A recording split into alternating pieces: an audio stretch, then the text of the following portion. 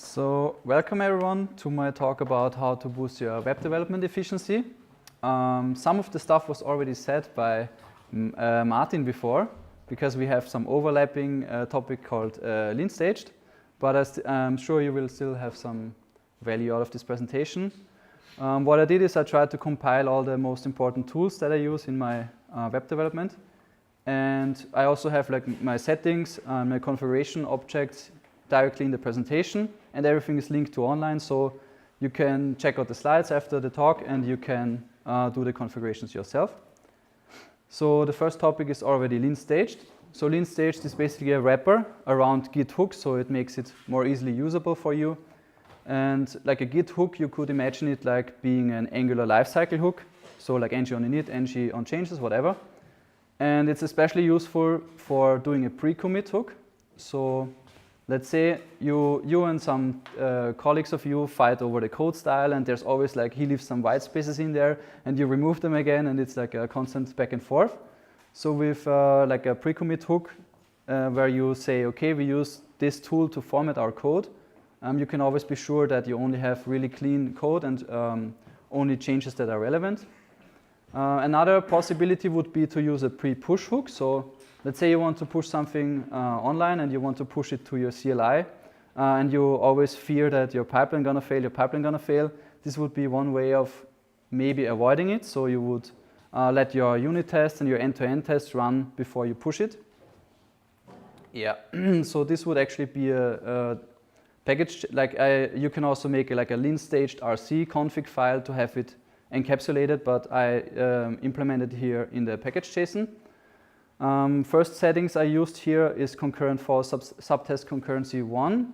This is used because I had the problems that because these linters run at the same time, that sometimes the formatter went over it and changed files, but it didn't add them to the actual commit. So the commit went through, and then there were some leftover changes in the actual branch. So this, with using only subtest concurrency 1, it avoided that problem. Yeah, for HTML files, I used the autoformat HTML script. You can see it down here. It's using tslint with the fix flag. So the fix flag already tries to fix as many issues as possible that it can do by itself. And then also it takes the project-wide configuration, the tsconfig JSON, and the tslint JSON for the tslint rules. For CSS and JS, I just used Prettier because that seemed like the obvious and easy choice to make. And for the TypeScript, I use something that is called Clang format. So this might not be the obvious choice, like we heard before. You can use Prettier, but for me it seemed that Prettier, Prettier also wants to be like easy, and it doesn't give you many customization options on purpose. But I was like, okay, with the TypeScript, with a TypeScript project, I want to be able to change everything to my own needs. Yeah, and then it goes through and uses the lint script. And yeah, I already explained this. And what's also there is like the ignore. So for minified files, of course, you don't want it to be reformatted into an unminified version. So yeah, about auto-formatting TypeScript, like Prettier, TypeScript formatter, Clang format, these are could be three possible options. I looked at them, and for me it was obvious to use Clang format. It's actually used for C++ and C# formatting, but it works perfectly fine for TypeScript. What I did here is, at first I started using Google style, and that was the base to work with. But then step by step I started being not happy with it, and I basically rewrote everything here. So this is definitely, oh, I have this one, huh? This is definitely not necessary here. So I could, at some point, I would probably clean this up a little bit to have only the necessary rules.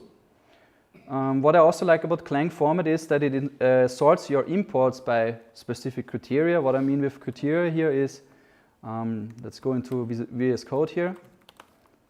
In my main browser TS, you can see it easily. So what Clang format then does, it's like when you have the full module import, it puts them at the top of your file, then it leaves a blank space, then it imports your dependencies out of the package JSON, And then, like down below here, it would use your relative imports. So you can always be sure where your imports are, or you can see it usually with a single look. And yeah, I wrote here showcase time. So I prepared already staged changes. So I actually made my file. Is this readable for you, or should I? Is it possible to make a line? Yeah, sure.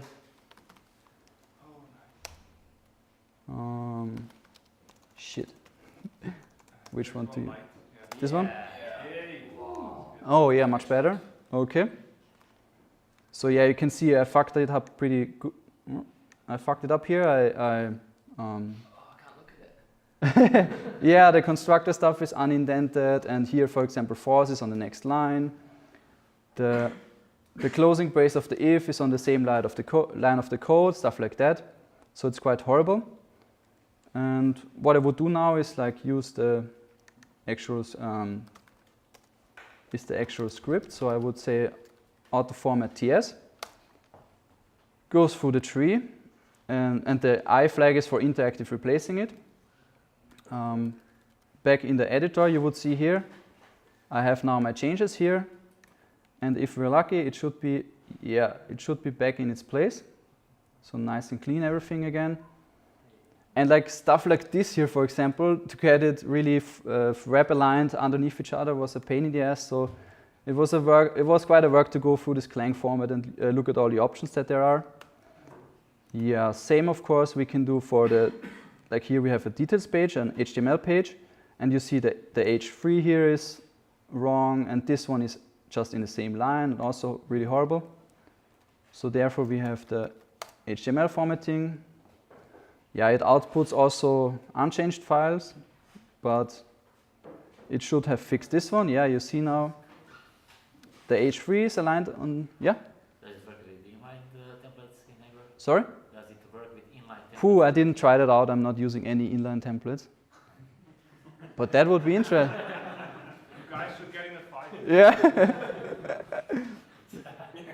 Look at the boxing gloves.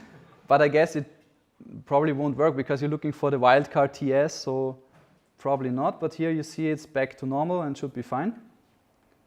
And then also have here my shame CSS file, and it also is. You know what a shame CSS file is? It's good. Okay. Very good practice. Yeah. So you have a lot of stuff here also being wrongly indented and stuff. Oh, sorry. So I would go back here again and do it with node modules, being prettier, write single quotes true, print with 100, and then the path to the actual file. And it should be, yeah, everything is also again back in its place where it should be. Nice and clean. And, oh, sorry. So what we can do now is, just gonna check out the changes here. You see we still have these 3 modified files. And now if I say git commit, let's just call it test commit, it starts running, lintstage with Husky. And here you see autoformat, blah, blah, blah.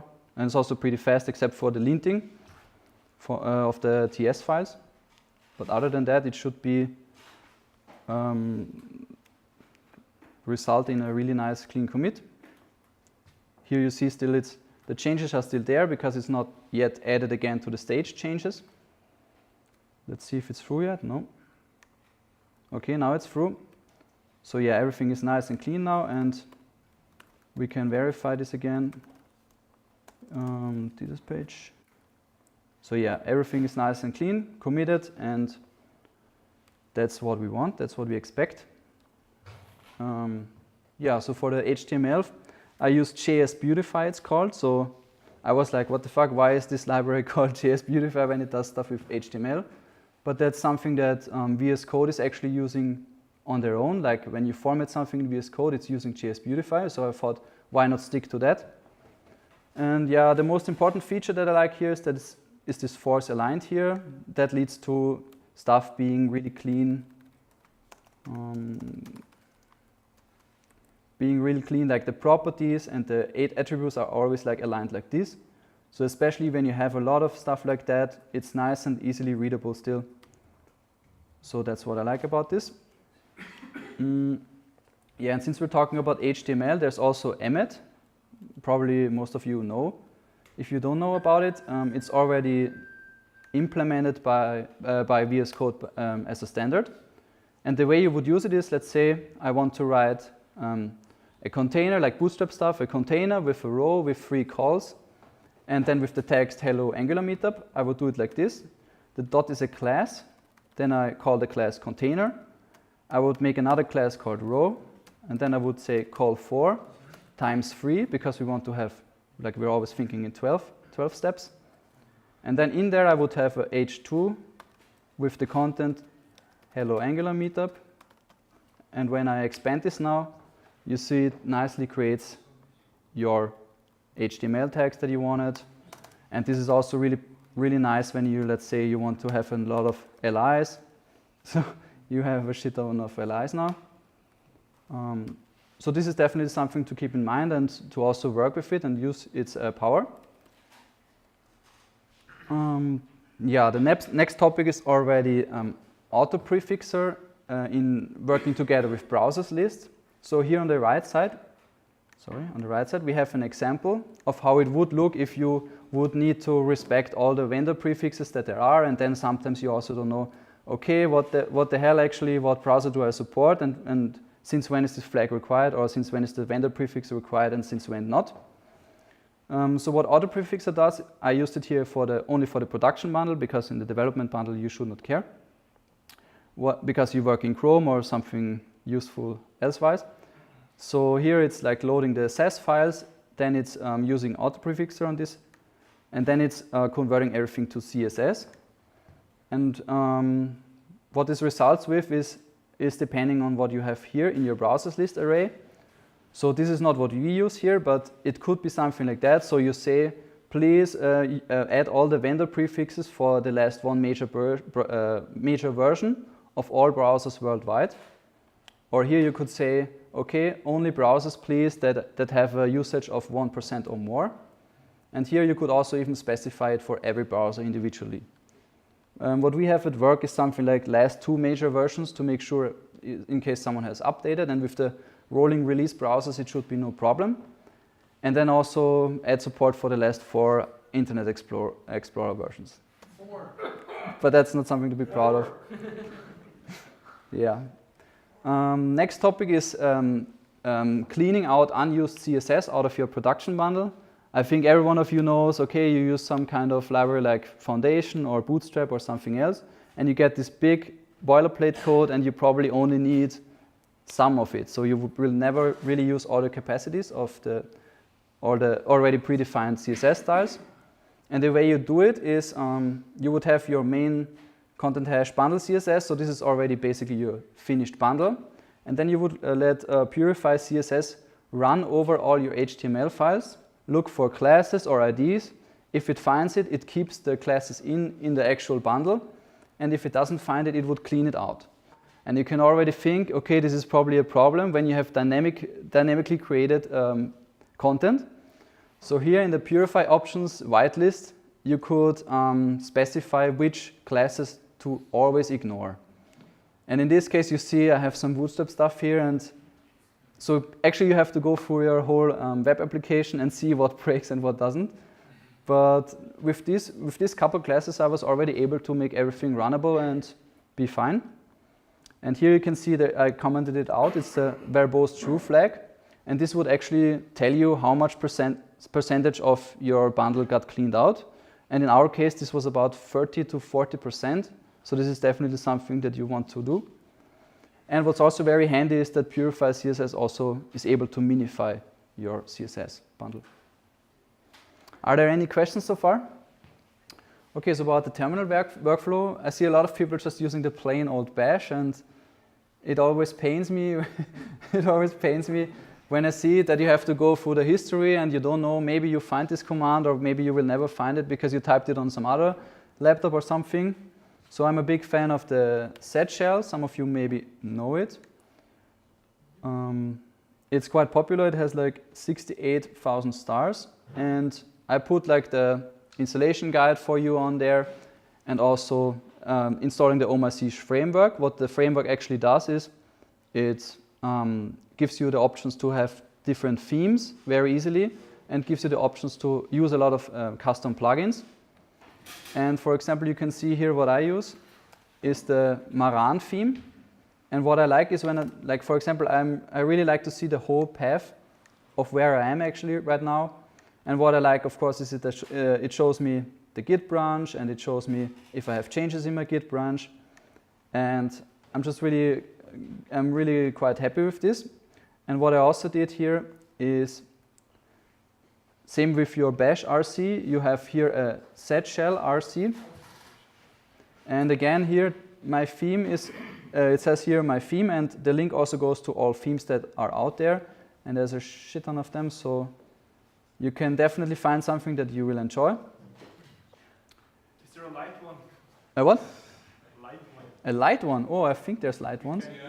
We can't see it here on the slides, unfortunately. Oh. Because of the light.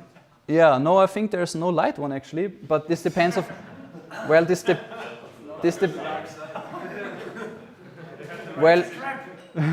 well, it's theming the functionality of it, so I guess you would still, like me, I set it to background Ubuntu style, so that's it. And also here I have like some examples of the plugins that I use, and again it's linking to all the plugins that are out there. There's also stuff for Docker and Git aliases, crazy stuff.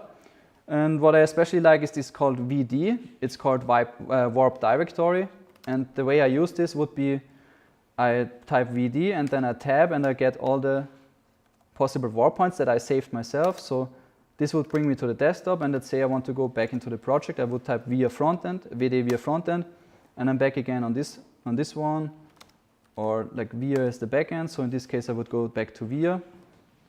And the other thing that's very convenient is called last working directory. So when I make a new tab, I'm always back into what is open in my other terminal window. So these two things I really appreciate a lot. And what I also have here is says set shell auto suggestions and syntax highlighting. And the way you can see it here, let's say I write git status, it's fine, it works.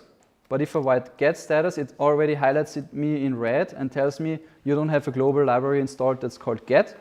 And then of course it throws it a command not found. And what I also like is, let's say you have these really long commands, like this one. So you already see in the history, auto-completion is inline basically. So when I put the right arrow key down, then you have it expanded and you can use it. So this enables me to really easily and fastly see what I have written so far. Like you see here, I can go basically through all my things easily and don't have to type in the history and look for it or whatever. Yeah, and I set my suggestion style to yellow, but this can this can depend on what kind of background color you have that is nicely for you. Yeah, and because I don't like typing Docker Compose up and build, I wrote like DCU and DCB into the CHRC, so this is also something you could do, like work a lot with aliases and make some commands easier that you use frequently. Yeah, you probably saw by now I'm using Visual Studio Code, and I'm a big fan, and I don't know why there's WebStorm licenses today. What I like about VS Code is that it's really nice and transparent, like you can find anything you want on the GitHub repository. And they release monthly iterations of updates to their VS Code. And here, for example, we could look into the one for April, and you can see here what they have planned, like all the checkboxes here, what they plan on adapting and improving, and they always take a lot of feedback from the community. And like, for example, if you notice when you do changes in Atom, you always get it, when you save it, you have it highlighted in yellow, or when you add some stuff to git ignore, you have it in gray, like grayed out. And this was not there in VS Code up until probably half a year.